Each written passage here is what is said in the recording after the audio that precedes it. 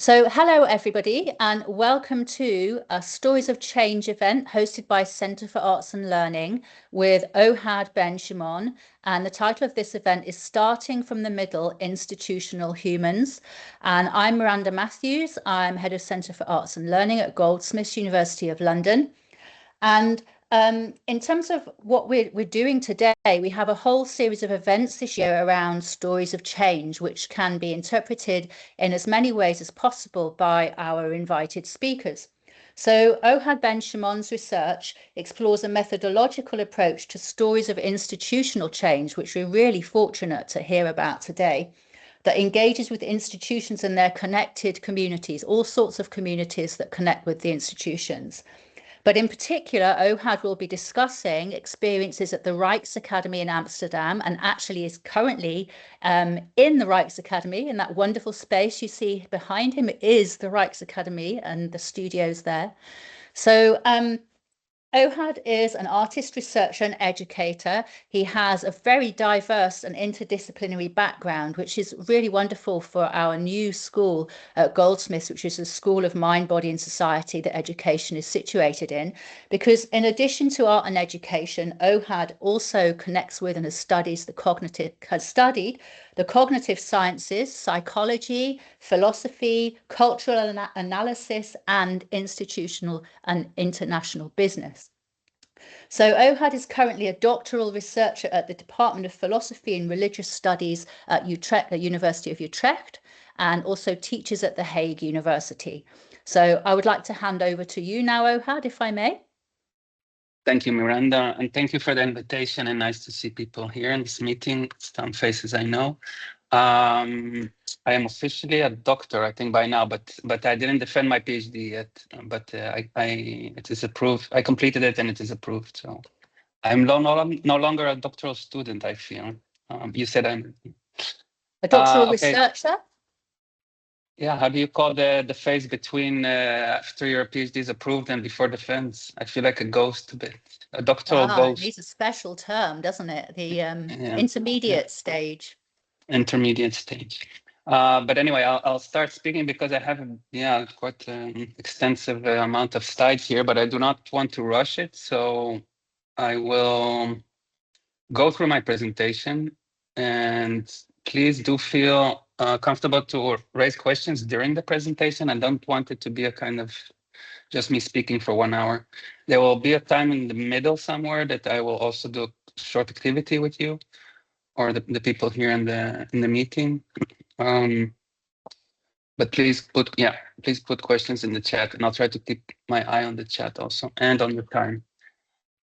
So as Miranda said, this is the first slide is indeed my cover slide for the presentation, but I'm also at the same time in such a space. It's not exactly this studio, but a neighboring studio at the Rijksakademie. So I felt it was good to deliver this presentation from within the Rijksakademie, and I think it resonates also with the starting from the middle theme, which I will elaborate in a bit.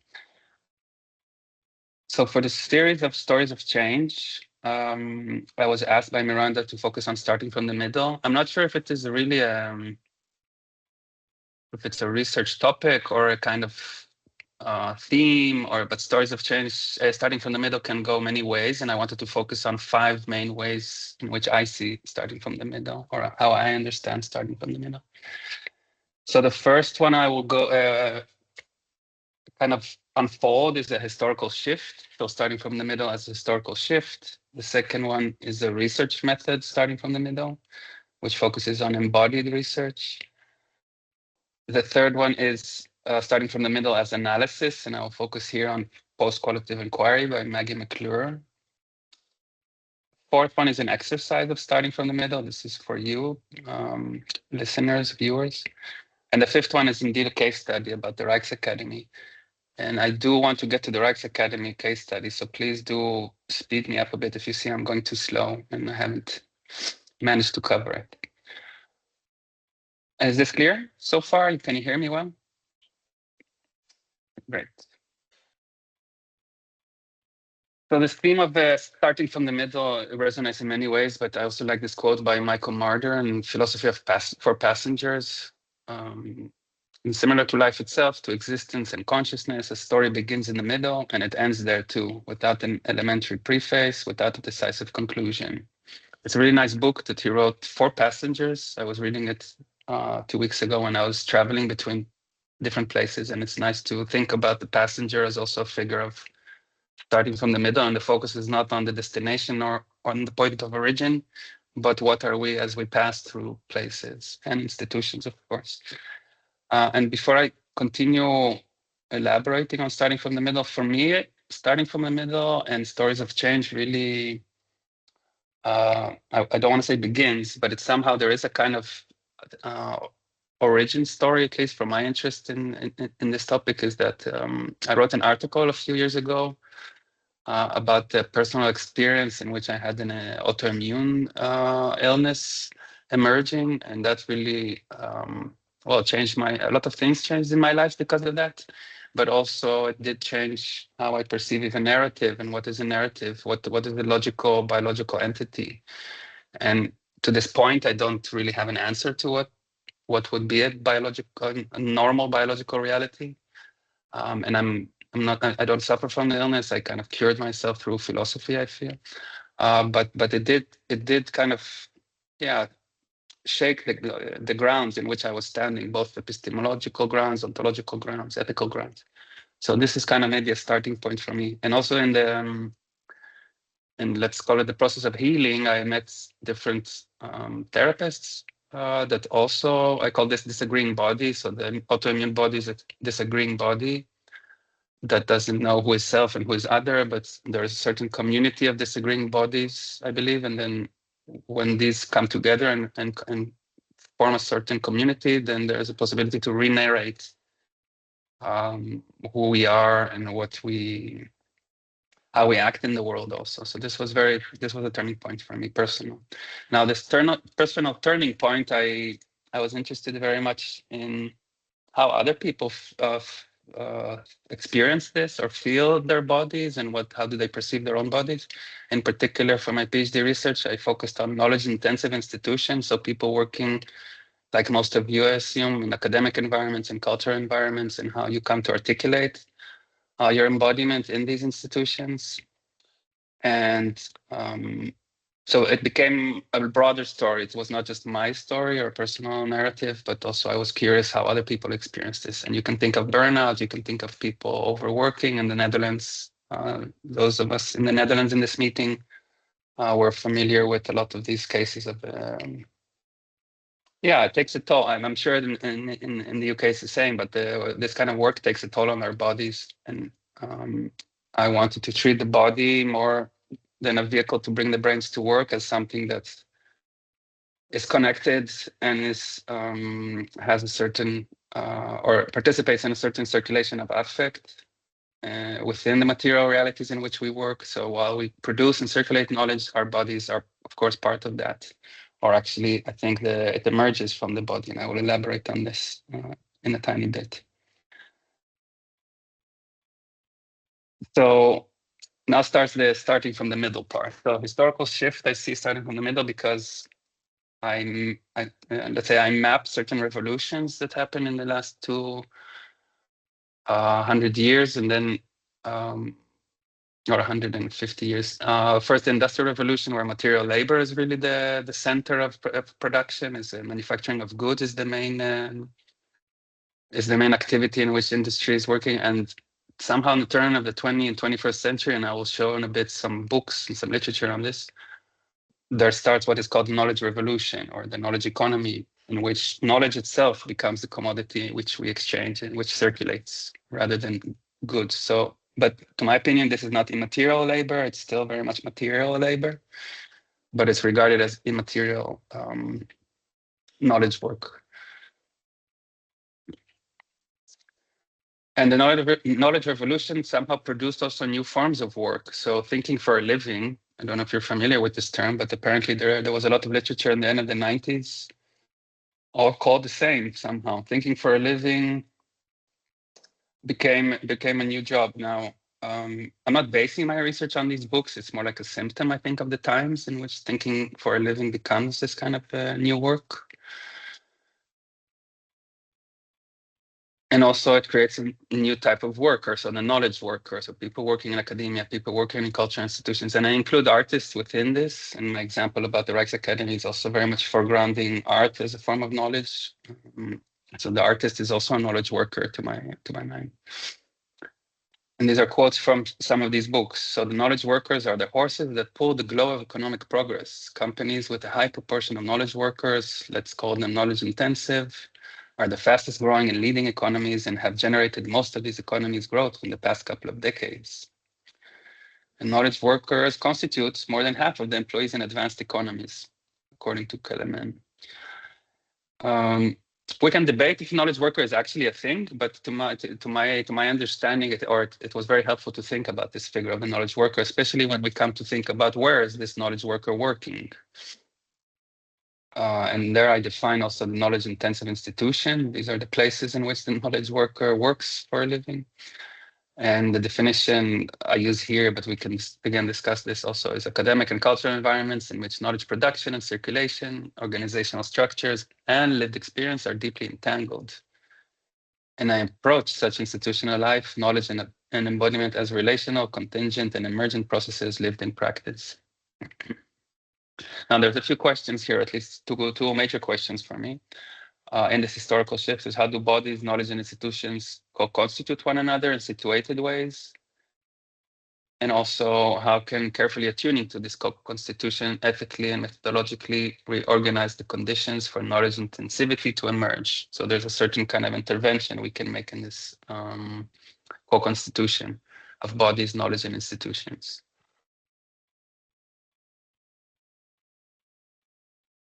And instead of, well, alongside the definition of knowledge-intensive institution, I see what or where we're working at as milieus of study, and in this way, university pedagogy becomes a milieu of studies that takes on the form of situated happenings that turn learning and research into collective and public study.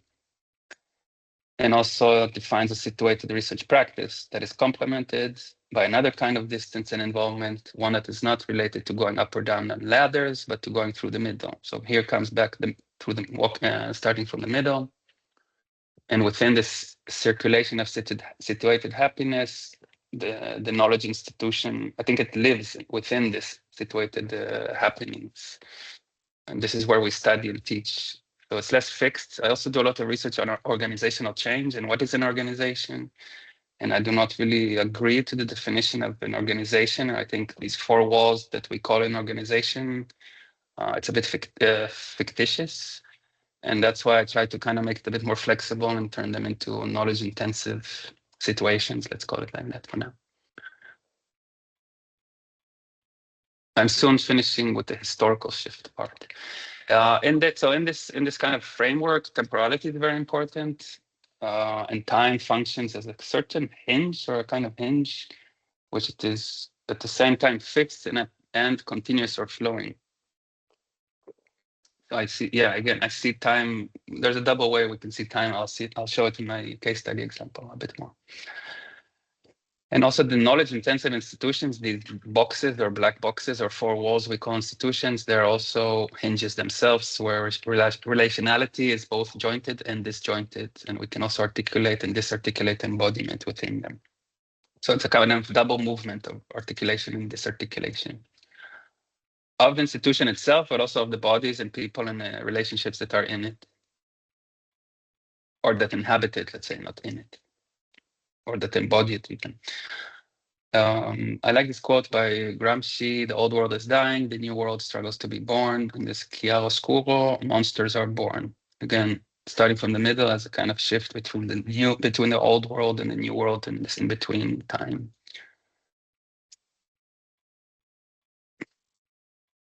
And two last references regarding temporality. This was also in the description of the event. I really like this book and a lot of his research. Ethan Kleinberg, he's a Derridian. He looks at, he analyzes a lot of historicity read through Derrida, let's say. And he does not understand time or history as a kind of consecutive time events of things that happen in certain moments in time. But he plays around a bit more. He plays a bit more around with temporalities. He suggests a temporal anarchy in which the events of the past are more temporally dynamic and forceful, The emphasis is on the temporal anarchy, whereby new paths can open different futures, and new futures can open different pasts. This goes well also with Al-Sadi, that says that what the past suggests is not a copy of the present from which it was formed, but a different way of living time. How are we doing so far? Good. Okay. All So good. this is the first kind of framework for starting from the middle as a historical shift. The second one goes a bit deeper into the research method and what is my research method somehow. So starting from the middle very much means also that the body is the main medium of or knowing the world.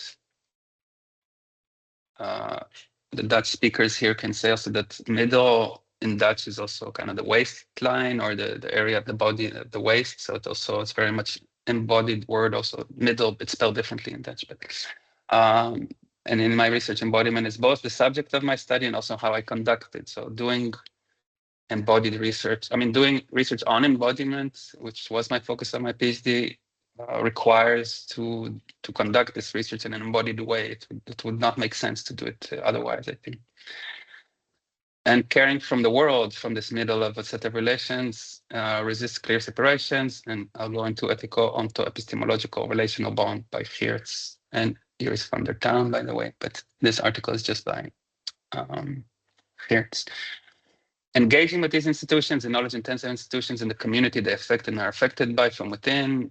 It means being within them, attuning to their rhythms, practices, and relational dynamics. So it is hard to research something from a distance, and you need to become, to my mind, part of the communities you're researching. Sociologists know this kind of method as being insiders rather than outsiders. But this is also very much part of the embeddedness and embedded and embodied research practice that I believe in, let's say.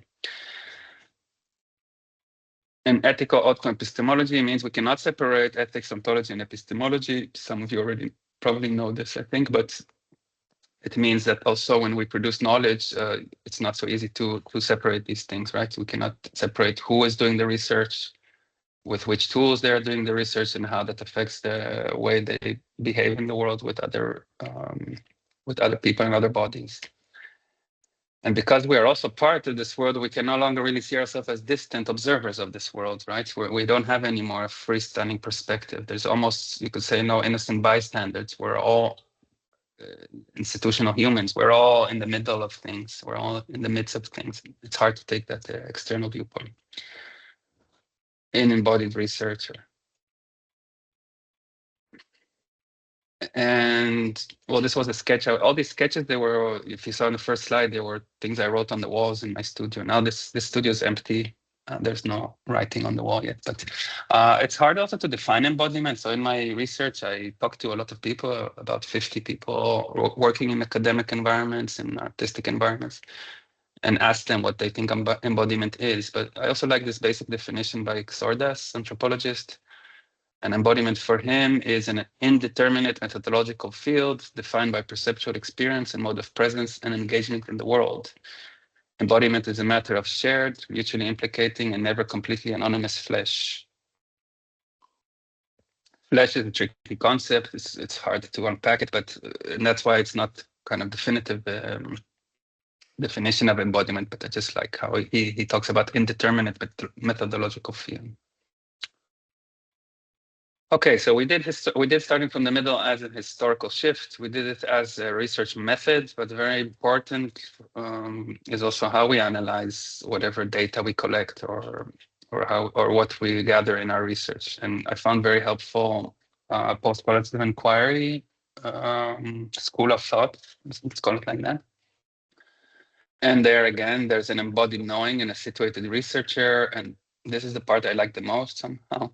There's no preset plan, so starting from the middle somehow, but very much about intuition and paying attention to what pulls, glows, or stings in the research situation, almost like a buzzing bee or a glowing light.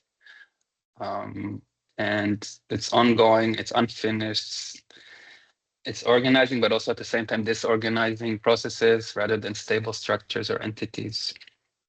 So very much process philosophy somehow aligned with Deleuze and the like.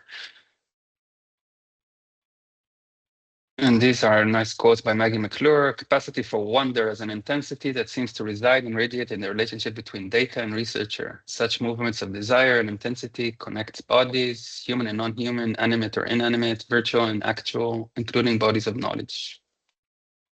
And the wonderful, let's say, discovery, or one of our key articles of Maggie McClure, is about glowing data, or she talks about glowing data, and I'll elaborate a bit about this in the next slide also, but it's basically ethnographic data in which a field note fragment starts to glimmer or glow and gather our attention, kind of pulls our attention. And it emerges, of course, in the entangled relation between data and researcher. And the researcher must be situated, of course. Otherwise, I believe this data does not glow so much. So it's also depending on the situatedness of the researcher. And from this post-qualitative inquiry, I based my interviews on this also, or how I analyze interviews of speaking to people working in these institutions, and I identified glowing themes. And I'll show you a bit examples later on. Just a bit more for Maggie. You can read it yourself, but it repeats a bit, but it's also hard to describe how this happens because you cannot really recognize an example when it emerges. It grabs you, it stings you. You're a bit disoriented when something like this happens. So it's hard to describe actually what this is. It starts to fire up. There's shifting speeds, there's intensities of engagement, and at the same time, very important, it's not just thoughts, but also generates sensations resonating in the body as well, the mind, as well as the brain. So again, it grabs you, not just your attention, it grabs your whole being, your presence. Yeah, I like this angle on inquiry and qualitative inquiry. I know that there's a lot of discussion between quantitative and qualitative inquiry, and I still think, to my mind, post-qualitative really kind of solves something, but I understand that for many, let's say, other social scientists, this is a bit too wishy-washy kind of a form of inquiry. But I think it's a growing body of work that is very promising. So that's the analysis part. I have one more slide. Yes, about analysis. This is a wonderful book that I was recommended by actually an advisor here at the Rijksakademie when I was here a couple of years ago as a guest resident. It's by Banu Kapil. It's called The Vertical Interrogation of Strangers. And Banu had a set of lists, a set of questions. She wanted to research female identity in India, and she gave a tape recorder and this list of questions to random women she met in India in public spaces, and she told them to just find a room for themselves and answer these questions into the tape recorder. And then from these recordings, she made this poetry book. It's a poetry book. But I thought it's wonderful prompt to use as kind of interview questions also. Now, I didn't follow exactly these questions, so I modified them, but it was very inspiring also to think about the interview as a kind of poetic, embodied, indeterminate methodological field, right? So between two people speaking. And in all of my interviews that I did, I based them on these kind of questions, so poetic, of a poetic nature, let's say. And for this, I would love to also slide into my next slide, which is the exercise part. And I think we're doing good in terms of time. So I will ask you to take your time on this. So based on these questions, or at least, I mean, this is to give you a taste of how also I interviewed people for my research. And I'll show you one question at a time. It's just 3 questions. That's really, yeah, again, they came from my own research, and I found them very informative when I was speaking to people. So the first question is kind of simple. It's, who are you? And maybe just take a minute for yourself, like between you and yourself. You don't need to share it. You do not need to. And it's also not of an investigative nature, and it's not really a CV kind of question, like who are you and what did you do? It's a bit broader than that. So imagine yourself however you like, and who you are as. It's a really broad. So I really enjoy well, I enjoyed in the interviews people who really took this as far as possible. It doesn't have to be name, surname, what you do for a living, who you are, or something. So think about this for maybe 2 minutes. Write it down for yourself. You don't need to share. If you want to share, you can. But now I have a little cup of tea here.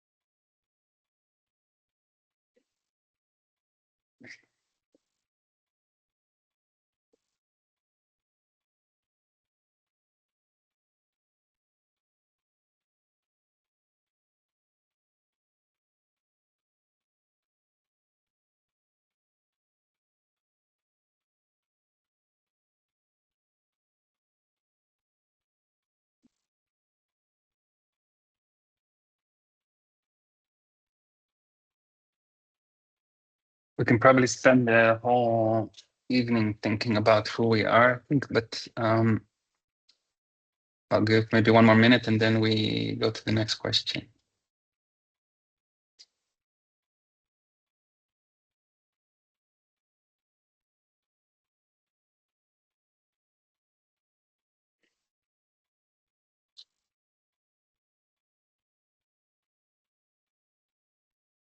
And the next question is,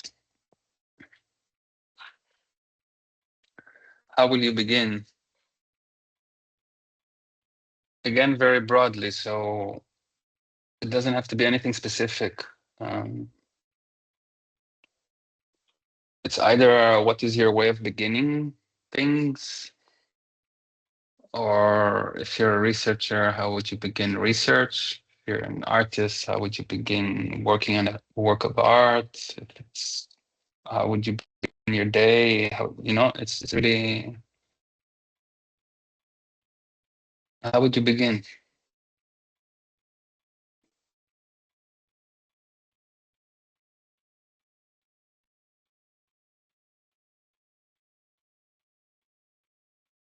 Or how will you begin?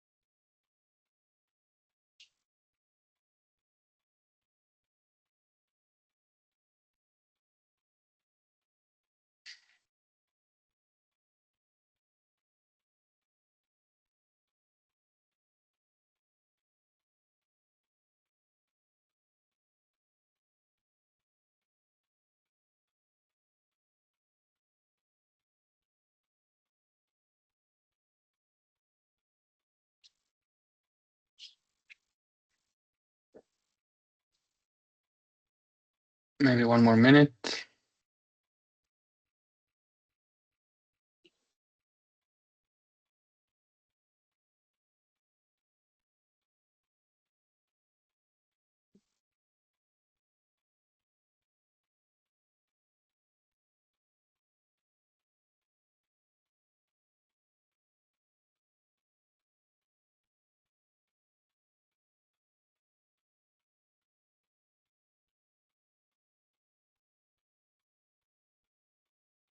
If this was an interview, then we would have an exchange about all these questions, and that usually opens up more doors and more questions, of course. So it's a bit, yeah.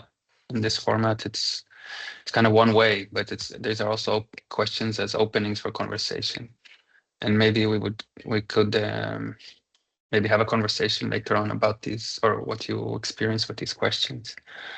The last question is, what would you like to leave behind?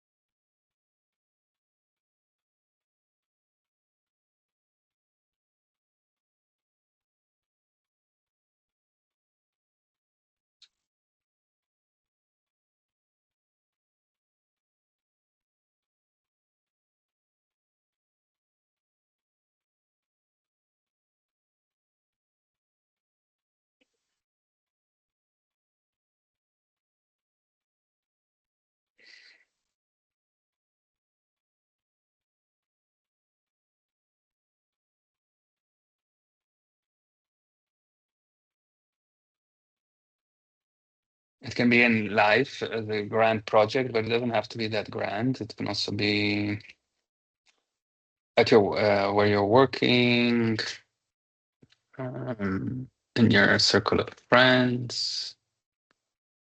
Usually, this question would be connected to the particular institution I was researching.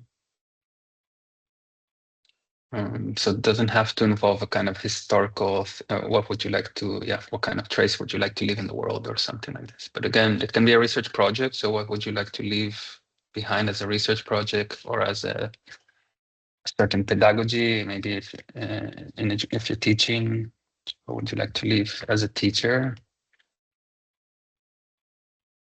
After a class, how would you like to leave a class behind?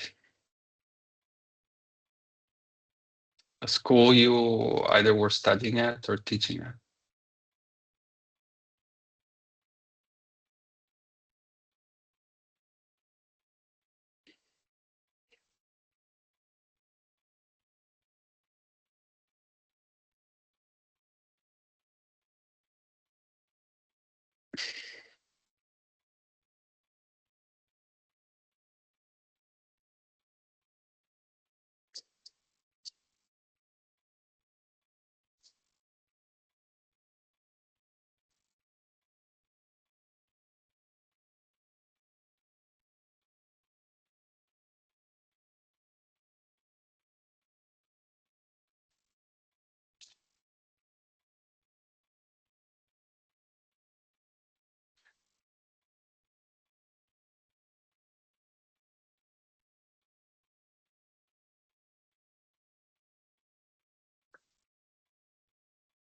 I'm gonna go move on a bit in 1 minute.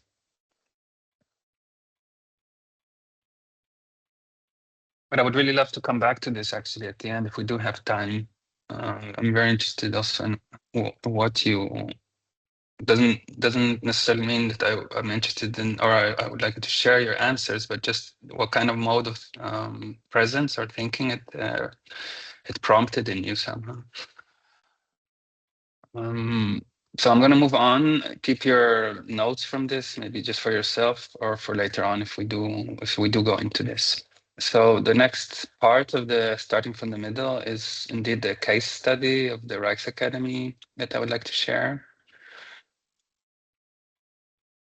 And the Rijksakademie is a very important place for me. I know it's I live in the Netherlands for almost more than 20 years, 21 years to be precise, and I know it, I think, for 15 or 16 years already. And most of my circle of friends and network or relationships have passed through these institutions. So most of my friends are artists or somehow associated with this place. So it was very much also when I was looking at knowledge-intensive institutions and where I wanted to do work, kind of field work. This was one of the places I really wanted to come and research it. So I was a guest resident for a year in 2022.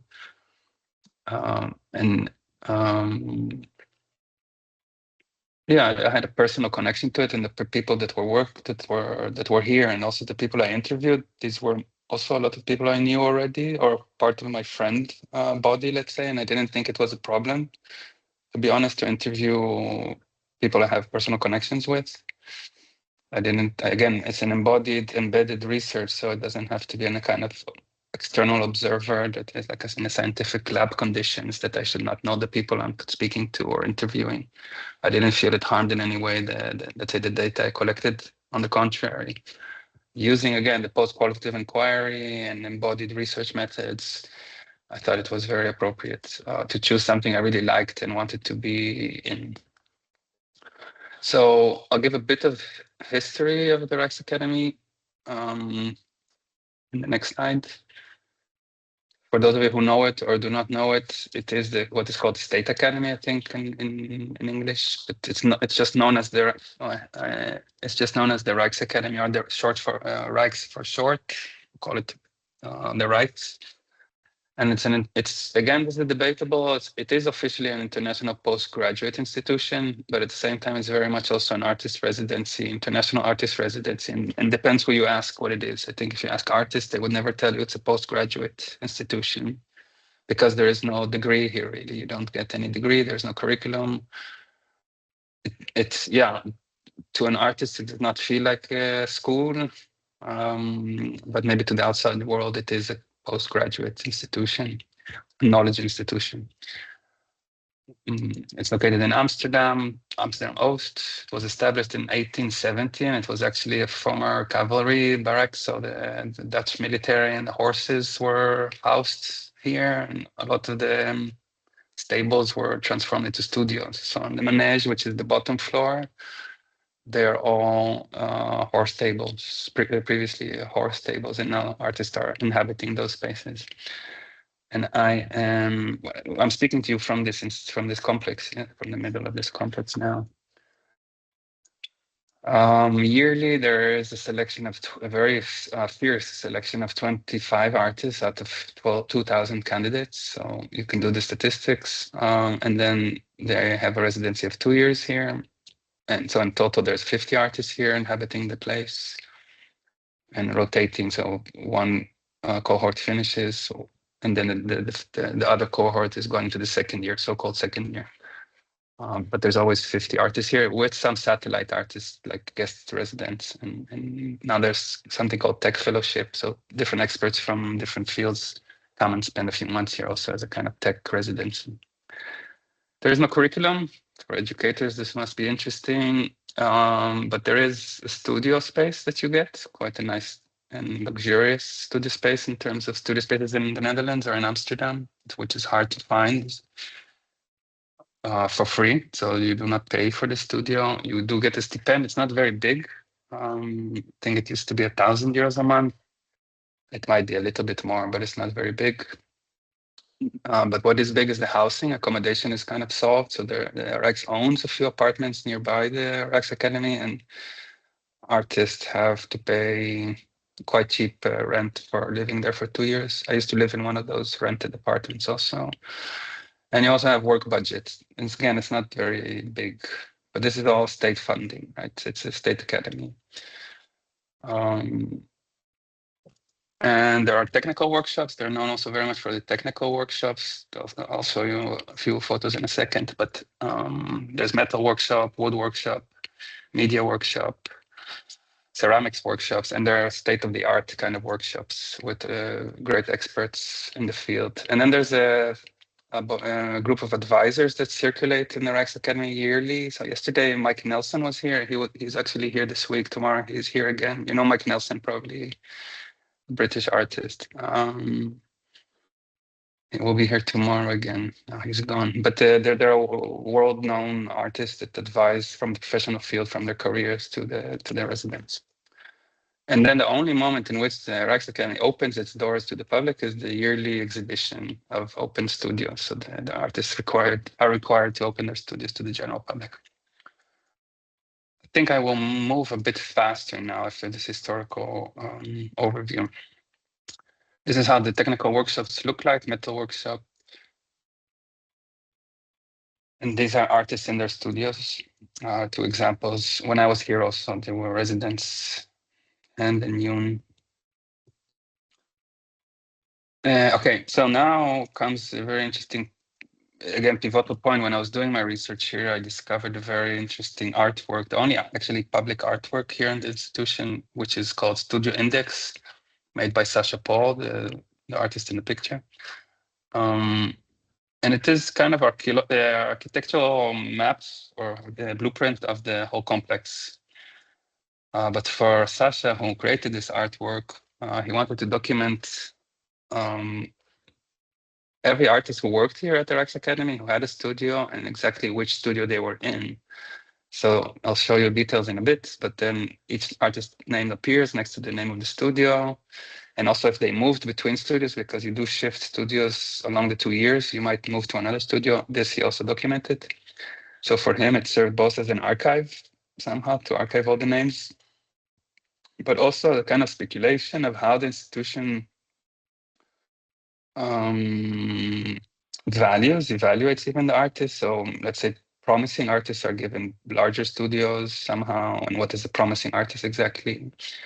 But it's also very much based on speculation somehow. So, and this is where it gets political and where it gets kind of power relational. And I'll show you again details soon, but the interesting thing is that this artwork was acquired by the Rijks itself, by the Rijksakademie. So it is in their possession somehow.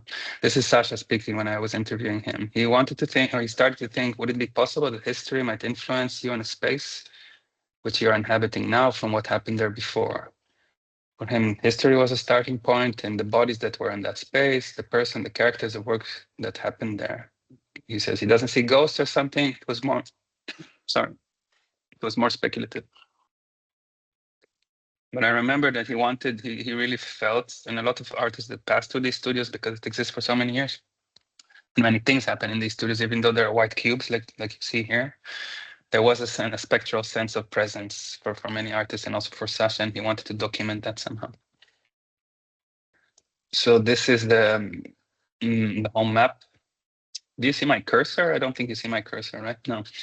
But this is the artwork, and this is how the list of names appears, and the year in which the residents were here. Again, remember I was talking about time and temporality. This is very much also about that. Yeah, we can unfold this in different ways, but maybe I'll go ahead for now. And this is how it appears here in one of the corridors just below where I am now. It's next to the director's office. So it looks like a map. It looks like how you're supposed to orientate yourself in the space, but it's an artwork.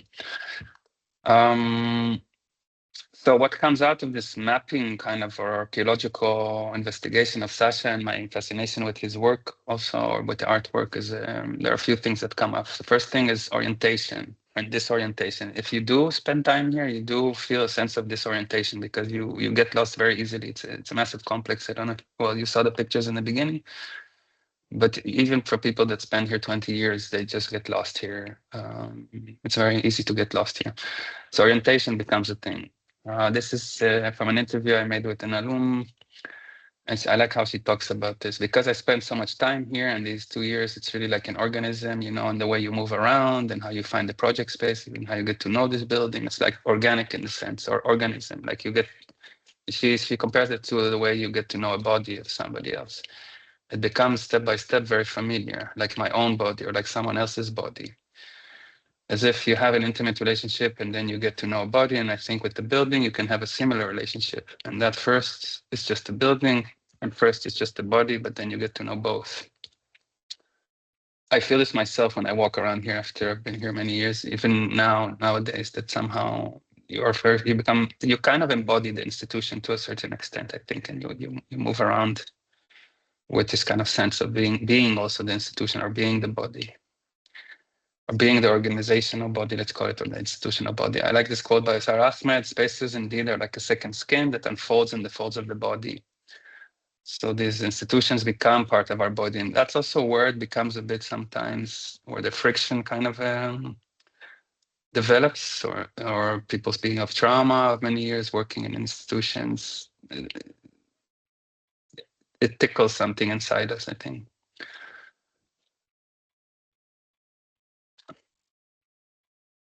There's another interview I had. I like it very much also how he speaks about this.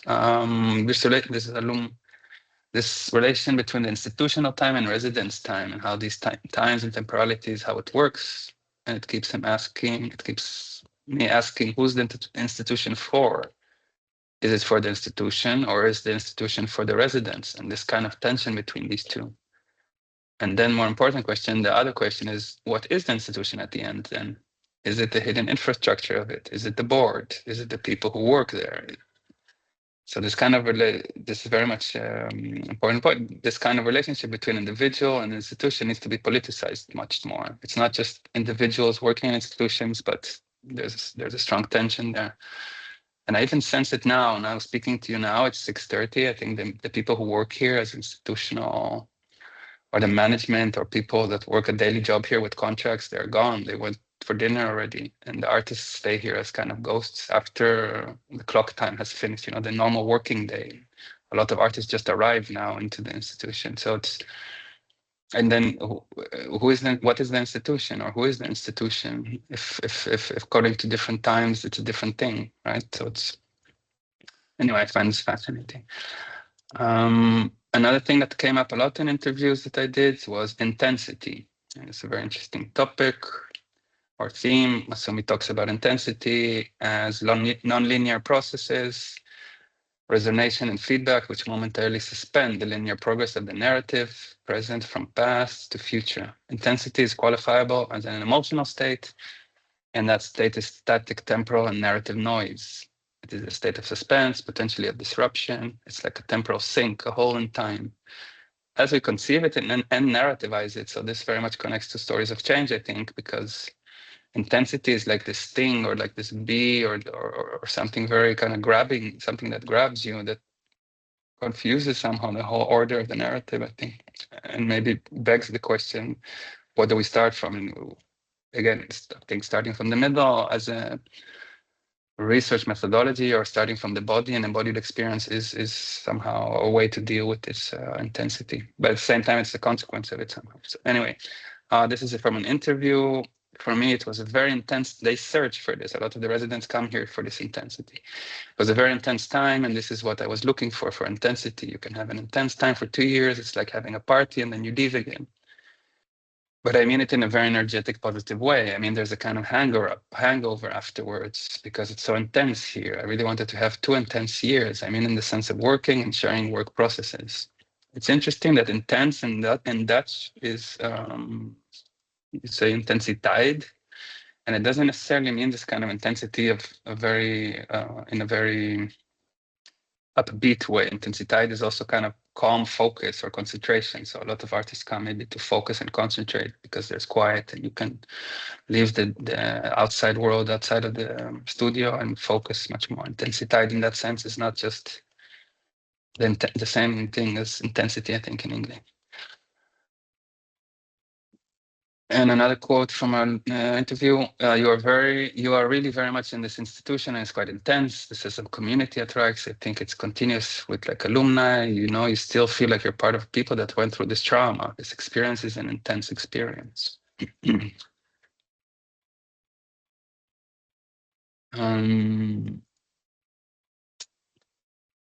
And I really like this book. I forgot the name, but Kaushik Sundarajan, The Multisituatedness. I think it's called Multisituatedness.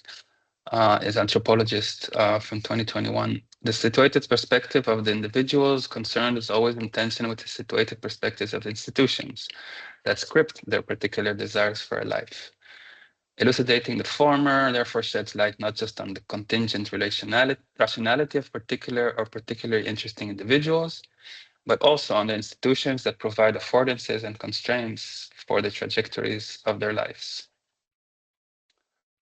So it's not just that the private or the personal is political. I think it's also, well, the personal is institutional somehow also, right? You can learn a lot about an institution by the experiences of the people that are inhabiting it or embodying it. And if we're talking about stories of change, I think we should start from the lived experiences of people and how they view change if we want to understand institutional change. Anyway, this is kind of a broad overview of some of the research or interviews I did. I have a few more notes now, or side notes or appendixes somehow. So as doing embodied and embedded research, I discovered you cannot really leave the institutions you become part of or that you visit. I don't think institutions really, I don't think we can leave. It's like Hotel California. I don't think we can really leave institutions we go through. I think they become part of us and who we are. I think we're always, where we went to primary school or secondary school, I think it somehow stays within us. And then it doesn't have to be trauma. It can be also very affirmative, but I think we are these things. And again, walking around the corridors here after a couple of years that I was not here, it really feels like that. It feels that it's part of me and I'm part of it somehow in a strange way. So when you do research and you come into a group, so when I came into the Rijks here, we had a thing with, I'm also a performance artist a bit. And then we didn't have support system for performance art. So some of us got together, a group of performance artists here, and we've started what is called a performance club. And later on, we did a few performances. But the point I tried to make here is that it's an ongoing process, right? It doesn't really end. So you become part of something, and then it evolves and continues in another form. But it's very much it becomes part of you somehow. So this performance club or group collective emerged from my time here, and it was not so easy to detach myself after I was here as a researcher or I did my field work here. These are a few performances we made. One of them was in a place called the Thomas Kerk in Amsterdam. And later on, we did the museum night event here at the Rijksakademie. And I think this is about it. I can show you other stuff also, but I think it's nice to kind of stop for questions a bit, have a breath. And if we do want to see more stuff, then we can, I can show you later more stuff. Is that okay, Miranda? Yeah, that's fine, Ohad. Yeah, I mean, do people have questions? I don't have any as yet in the chat. So if you'd like to raise your hand, or we can take questions now. We can also discuss the previous questions if somebody wants to go into the who are you, would you begin, or what would you like to leave behind? And otherwise, I also have a few more snippets I could share if that's also okay for me. Whatever people want. Great. Would anybody like to leap into the forum there to discuss the response to the questions that came up? I can put the questions up again.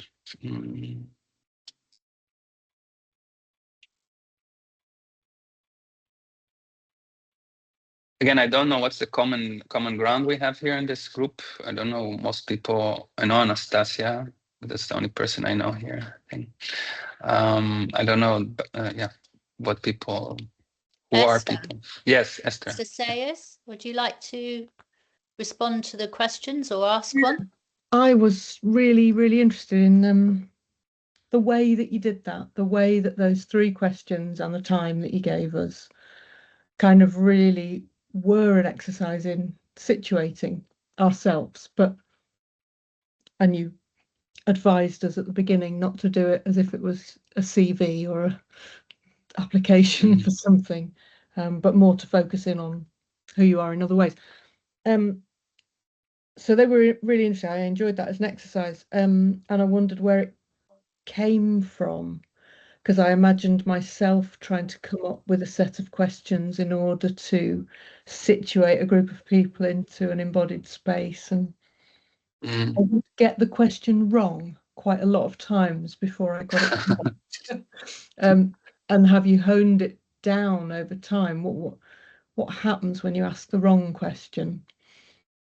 Or do you never get feedback? Do you never actually find out what people have found? I don't know. As I said, I interviewed a lot of people, and it was opening for discussion. So I based all my field work on these questions that also were inspired by this book that I showed in the beginning. There was never a wrong question, and there was never a boring answer, I think.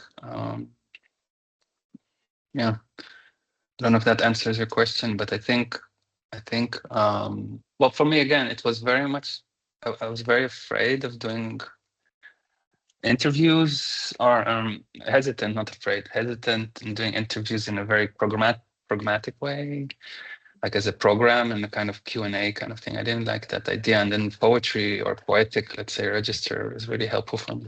Yes, Miranda, I know don't can move. Yeah. Esther, do you want to come back on what Ohad has just said before I ask my question? Yeah, just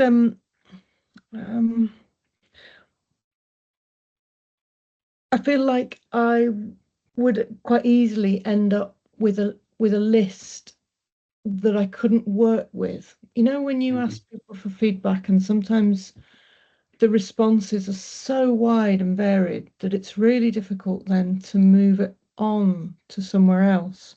So I think I'm interested in what you then. Yeah. What do you do with it?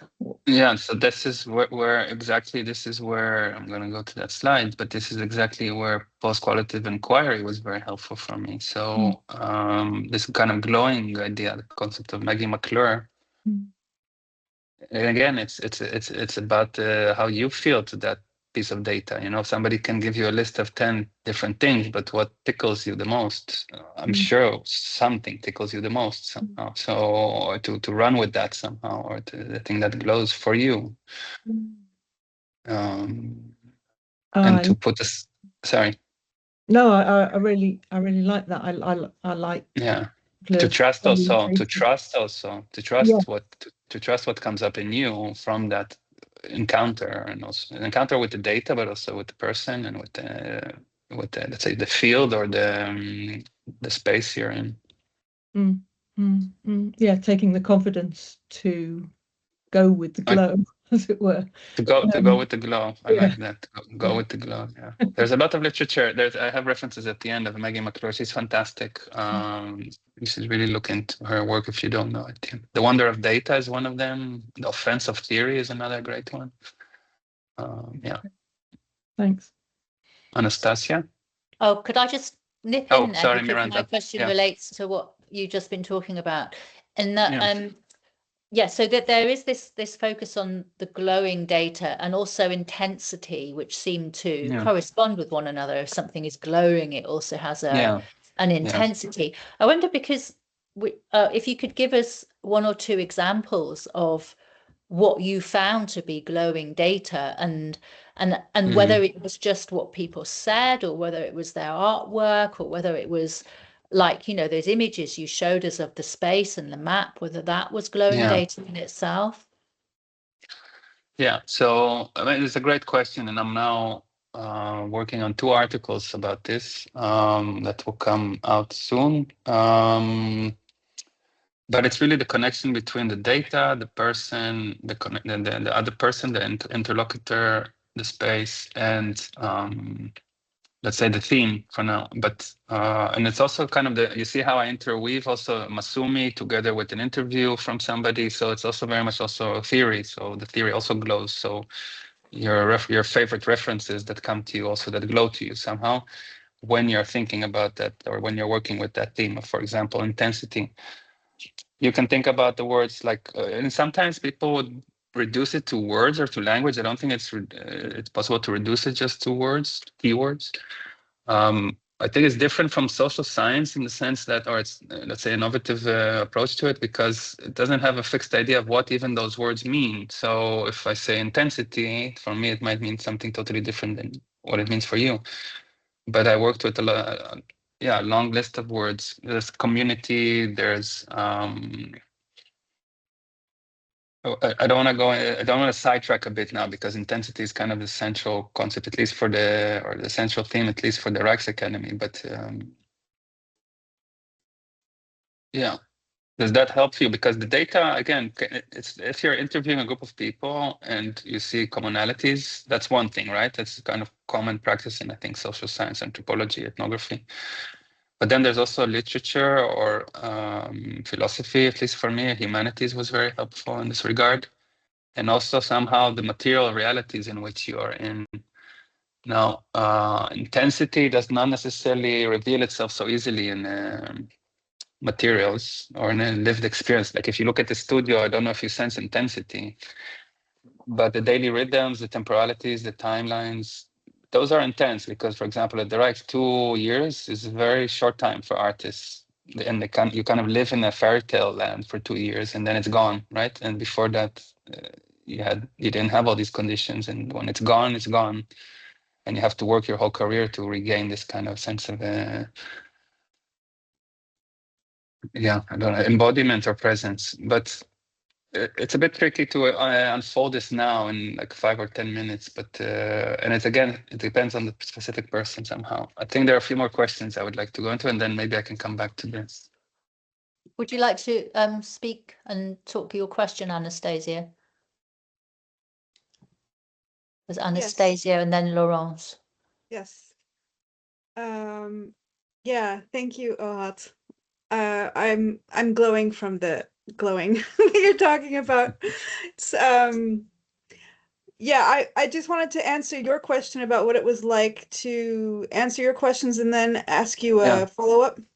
What went through me was I immediately felt this like schizophrenia in my body when when you asked of this conflict of, am I answering for me or am I answering for my work? And I think that's this constant struggle that I always feel. And the only place where they overlapped completely was the second question. Like I begin in the same way in my life, how I love to begin the day, also with my work. And I thought that was comforting. I got a lot of peace from the fact that I'm doing my work right, if it's also just the way I like to begin me. So, yeah. And then I was, the last question just, I found so existentially terrifying because I just turned 50. So I'm glad you neutralized it a little. Congratulations. Thank you. My question for you is, what did your, because we do research in the same department, philosophy and religious studies. I know what it's like to submit, and you've heard this rant from me before, what it's like to submit an application to the ethics commission to get research launched. And I'm just wondering what your application looked like in terms of the proposal for your interviews and the structure for your interviews, and if glowing even came up in your proposal for how you're going to analyze. The one for the ethics committee, the faculty, what it's called, FETC. Yeah. Because they have to they approve all our interviews before we start them. So I'm just wondering what that looked like. Yeah, we're on record, right? So we cannot say really bad things. No, but I'm joking. There's 3 points about the ethical committee. First, it was a nightmare. So it was a nightmare to deal with this for a few months, and I took it very personal. And I really was, every email that came in and my ethics proposal was rejected, I wanted to bury my head in the sand and not come out. But then I understood two things came up. One is I was also subjects were being trained. There are people in these committees that are in training, right? They're in training because there's a few new rules in the Netherlands or across Europe. I don't know if UK actually has the same rules, but the GDPR, and there's a lot of people working in these departments that need to train and they need to learn how to do what they do, and we are kind of the guinea pigs, or they're training on us, which is okay, because I used to get different emails from different people and they said contradicting messages sometimes. So then I took it less personal. I thought it's also about who's doing the research, and I respect also that they're doing their work. And to be honest, in one encounter I had when I was at the European Graduate School doing fieldwork also in Switzerland. And when I had my consent forms with me and somebody asked me a difficult question, like who's paying for this or something like this, I was kind of relieved that I had the ethical approval of the university or the ethical committee. I thought it's nice that somebody kind of supports me in this and provides me a backing somehow. So in a sense, it's also kind of affirming. So I was less cynical and less critical, but it was a nightmare to go through this process. But then I feel I survived it, and I can do it again in many different ways, I think. I don't take it personal anymore, I think. I just see it as a language game of a kind. It's like about, yeah. I think that they also learned a lot from you. And I think that we need more research like this to go through these crucibles, so that also that we change ethical committees, so that they learn that there's different kinds of ways of doing interviews, you know. So thank you for that. Yeah, no, sure. Thank you, Anastasia. I have more questions. Lawrence. Hello, can you hear me? Yeah. Yeah. Yeah, okay, good. Thank you for this. It's really, really fascinating. I'm really, really interested in your research. I just was thinking about your three questions and what came to my mind when I was trying to answer, and it was that kind of sense of they're very direct questions, and then the time that you left afterwards was really that moment where we can't help but being fully honest, rather than trying to answer through through CV or through what the story we tell about ourselves all the time. I really stopped and paused and really thought deeply about what comes first. And that was interesting to see a few bullet points coming up and then the exact opposite coming up in the next one. So thank you for that. It was really, really interesting and introspective at the same time. I'm thinking also of the glowing data, and I was really interested in what you said. And I was trying to think back at my research and trying to think how these data became glowing and began to kind of stand out.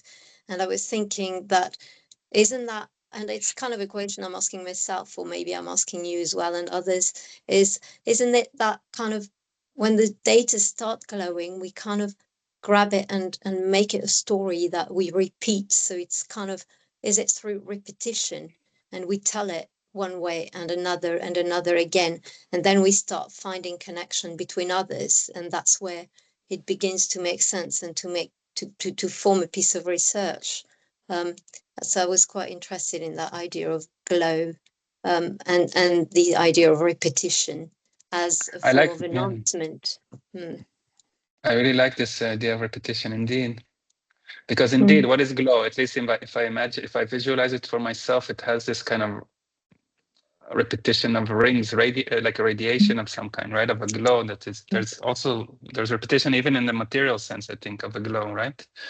In the physical material sense, how a glow works. But I like how you said that. But indeed, this moment of glow, when we grab it or catch it, we shouldn't catch or grab the glow, I think, right? The glow, we need to be receptive to it, I think, and available to it.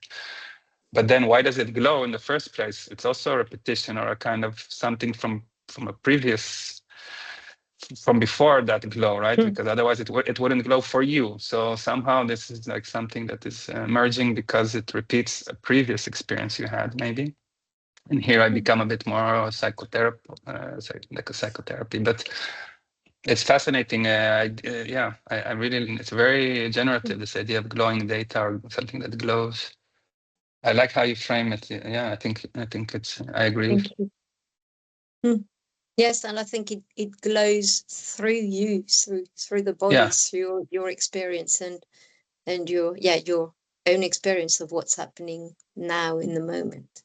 with other people. It's very important that there's important that it's not alone, so we're not glowing alone, but it is a kind of in relation to the interviewee, to the space, to the data. Yeah. Sorry, there's another question. I think Dennis, you wanted to ask something. Yes, I was really interested in this, the glow thing, and I think I'd like to use the notion of an event here. As the thing that an event in relation to what Donna Haraway talks about in her work in Staying with the Trouble. She talks about this notion of responsibility, where the responsibility is not in the person or in the thing, that it lies, to use your phrase, in the middle. And what it's talking about is how we might then develop a capacity to respond effectively. And then going along with that, it seems to me that it matters what ideas we think other matters with. So that you're always in this kind of, and this brings to mind, if I can quickly revert to another example from Haraway, is the notion of cat's cradling, where strings are held out for another pair of hands to embrace, and so there's a trust of the held out hand. And what it means is one kind of idea, if you like. In this case, it's a string is relayed and relayed and relayed and relayed. And we can think of that notion of cat's cradling in terms of how concepts become relayed, how actions and practices become relayed. And this then relates to the notion that, our enjoyment of events of actuality is always going to be a value experience. And perhaps, as Whitehead says, our best phrase of dealing with this is to have a care. Something here is mattering. And it's moving into that space of how does something matter for a child, for a teacher, in this particular situation. So you're always looking at the particularities of thisness, to use Deleuze's phrase, the hiecities of experience. Definitely, yeah. I love it. It's beautiful what you just said now. I have two things. I like how you speak of relay, and that connects me to the repetition that I think Lawrence was talking about also. So the relay is also a certain kind of repetition, I think, and moving forward somehow. But it starts, let's say, from the middle. And also, I like very much one of my interviewees in Switzerland. He was saying who I am is very much tied to how I am also. And I also like that. It seems to me that in this notion, if you're contrasting the institutional, I mean, I'm totally with the idea that we do need institutions. They're important social inventions, but obviously we need to keep an eye on them. Blah blah blah blah. I won't go on about that. But I forgot what I was going to say now. Yes, institutions tend to work from a kind of hieromorphic system, where matter is imposed upon form. And what I'm trying to get at in this notion of in the middle is working from a sense of immanence. Definitely. Out of which values practices emerge. They're not imposed, they emerge. And it's not just the person, but it's to do with the person in relation. So we're always talking about these relationalities, which shift, which fail, which succeed, which challenge, etc., etc. I couldn't have said it better. An education system based upon that would be very different, it seems to me, to the one that we're suffering with in our country. Why? And how do we get there then? How will you begin that? How will you begin that then? How will you begin that? Well, I think we have to work from this notion of immanence. But immanence is a big word. Okay, how do we break down immanence? It's to do with working with, as I said earlier, how something matters, what matters, how something matters, and not imposing some kind of form of transcendence upon it before we begin. So moving away from less prescribed practices to ones which, I'll use the word, emerging from the values and practices that local people are using. Yeah, definitely.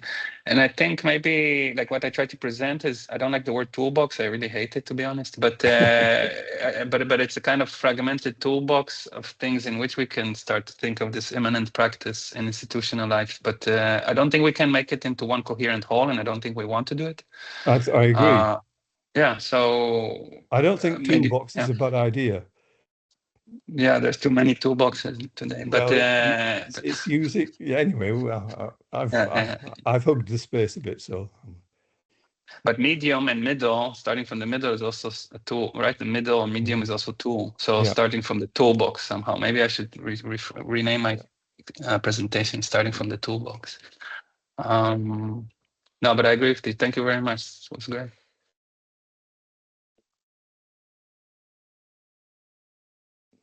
Other questions? Or I'm not looking at the time so much. I don't know how much time we have left. So we have 12 minutes left. Amazing. Let me session. Yeah, I can chat a bit more about stuff, but sorry, I stopped you. So yeah, I mean, in terms of stories of change, because you're kind of at the end of this research, this might sound a basic question, but what do you know now that you didn't know at the start of the research? What have you found in this inquiry, this living inquiry, this situated, embodied inquiry that was a genuine connection with people in the Rijksakademie as institutional humans and going in the middle of that situation? What have you found in that inquiry that you feel are these kind of situated knowledge spaces, something that is new within your research? I don't think it's a good ending from somehow, because I grew up kind of academically. I studied at Amsterdam University here, my master in cultural analysis and philosophy. I was very much a Foucauldian boy, and I believed in good and bad a lot. And there are good people and bad institutions. But now I understood that it doesn't really exist, this separation, and we're all institutional humans to a certain extent, and we're kind of entangled, and we're part of these things. So maybe I grew up a bit, but I don't think it's possible, and I discussed it before, that I cannot separate myself from all the institutions I'm part of, and kind of critiquing to a large extent, but I'm very much implicated in them. So, and that's why maybe what Dennis was speaking about, I do like this idea of tools we can use. I was listening to a podcast today about this technologies of the self, actually, again about Foucault, but I think there are things we can do within this double bind relation we have with the institution. And I think we should do it from inside the institutions, to be honest, and change the institutions from within and not burn out on the way. But I think I learned that it is not possible to separate these two things so easily. So, and I'm not so much Foucauldian anymore, but in the sense that it's more complicated than good and bad. I also don't like the word complication, but again, we're implicated. We're all in betweeners. We're not innocent. I'm not innocent in any way. I'm implicated even in the research I do and how I do it. I like the trickster figure also of Haraway. You know, tricksters are also nice figures to think with, and killjoys. And we don't always have to behave, or behave well, but we do have to take account that we are very much part of the systems we're kind of trying to change. So, maybe this is what I learned, but there are a few other things. But I do feel that I have a growing sense of, I can feel institutions much better than before. I feel them. I know how they work. I sense the temporalities much better. I am now here in a residency that I just invented for myself. I walked into an empty studio here. Nobody invited me this time.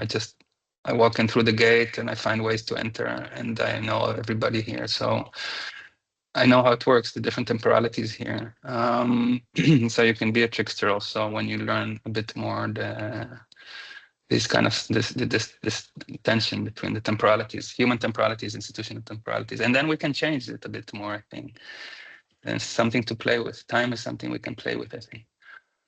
I don't know if this is Yeah, that's a fascinating response, Ohad. Thank you so much for letting us into that world of discovery that you've been sort of exploring. I just thought about it now. I think I just thought about it now. Yeah. Well, it's on record. You can go back to it if you want. But so yeah, I mean, and then just to reflect further on that you've gone into particular institutions where artists are, and artists are exploring being in that space in potentially different ways to other forms of professionals or practitioners. What do you think that artists are teaching us about institutional change, or able to express about institutional change, in terms of what you found of being in the middle and amongst artists?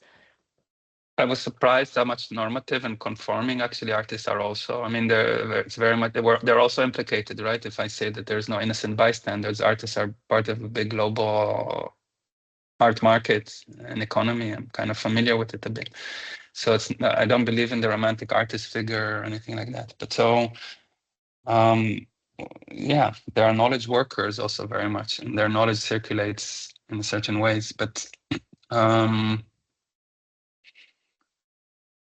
I like this kind of a deviant or dissident or kind of misbehaving artists. You don't have to be a bad art. You don't have to behave badly, but there's something about disobedience that I like about artists and play and yeah. But I don't think they're innocent bystanders either. So and I only did one fieldwork in art institution. The other ones were philosophers and scientists. Actually, it was also fascinating to do this work with scientists. And none of them are innocent. Yeah, I suppose you probably will find some parallels between artists and scientists as well, in terms of how they disrupt or question or challenge previous knowledges and hierarchies and situate new activities potentially. But it's an absolutely fascinating inquiry. We've just got kind of 6 minutes left now. I wonder if there is a final question. I mean, Dennis, I know you write about disobedience, and potentially you might have something to say about that in relation to what Ohad has just said.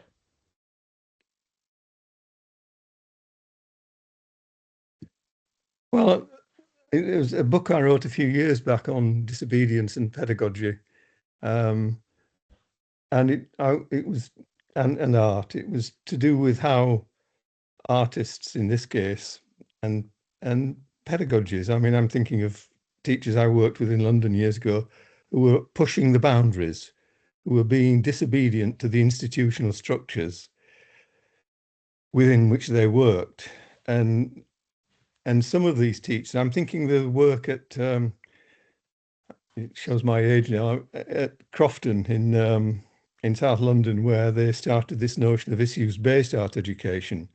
And you're going to have a speaker soon, John Johnston, who was one of my PGC students at the time, placed at Crofton, and they were producing work which was totally against the kind of norm of observational drawing, still life, that kind of stuff, practices. And we're getting the kids to look at what they were interested in a nutshell, and to make work around that. And the first bloom of that was a bit of a failure, because the authorities, the markers came in and downgraded work. But within a couple of years, it was becoming a beacon for art education within the area of London, of kids producing challenging practices. So, and that says something about the way that institutional change can occur, but it's slow. I was interested in a current book I'm working on, this notion of jurisprudence, taken from as Deleuze and Guattari use it, to think about pedagogical jurisprudence, which looks at each act of practice in its own case, within its own immanent values, and so on and so forth. And that has some kind of relationship. I haven't quite articulated it clearly enough here, with this past example of something which starts to work from the immanence of kids' experiences and how they might develop capacities for expressing this, and how this then mushroomed out, like the cat's cradle game, into affecting other institutions around London, and where several schools were developing similar kind of work and so on. And that's just one historical example, and I'm sure there are many others. I like how you highlight now at the end how one institution can affect another institution. I didn't consider that too much, but if we make a change in one institution, that has a kind of cascading effect on other neighboring institutions, because it's a landscape of institutions, or knowledge landscape somehow. So, but like the difficulty with that case is that the professionalization of teachers grew and grew and grew. So the invention of standards and competences and so on. So teaching was comprised of these standards. That's what teaching is, etc., etc. In the UK, especially, I think in the UK, I worked in a British school also once. Yeah. So you then, that kind of dampens down these kind of disobedient initiatives. Anyway, that's why I never did teacher training, by the way. So but I teach for 15 years already. So. But I also don't agree. I don't like this whole schooling somehow. But I don't know if we have a lot of time to talk about this. I would love to talk to many of you, maybe in exchange of email. Maybe Miranda can send kind of the list of participants around. Yeah, if people are happy, please do say if you object. But I do have the list of email from people who've registered for today, and I can send Ohad the list, or you can potentially have Ohad's email. I can BCC you in with Ohad's email address if you would prefer that. And that you have my emails here. Thank you. And thank you ever so much, everybody. And Ohad, that's been so wonderful as insight into your methodologies, particularly as well, and the situated methodologies of your spaces that you've been researching in. And just before you go, the last minute, I'd like to just quickly introduce our next event, which is with Dr. John Johnston, who is the current director of the United Nations Centre for Arts and Learning, UCAL, and he's going to be in person with us at Goldsmiths on the 9th of June, and very much encourage everybody who can to come to Goldsmiths and to be in person there, and hopefully we'll be able to record it as well, but John has expressly asked for an in-person event. And so there'll be some wonderful resonances, because John also works in the Netherlands as well, and as well as internationally in his role. So please do keep in contact, Ohad, and we hope to invite you to be an associate member of Centre for Arts and Learning. So thank you very much for your wonderful presentation today. Thank you, Miranda, and everybody that was here. Yeah, it was wonderful. Thank you so much for a nice evening.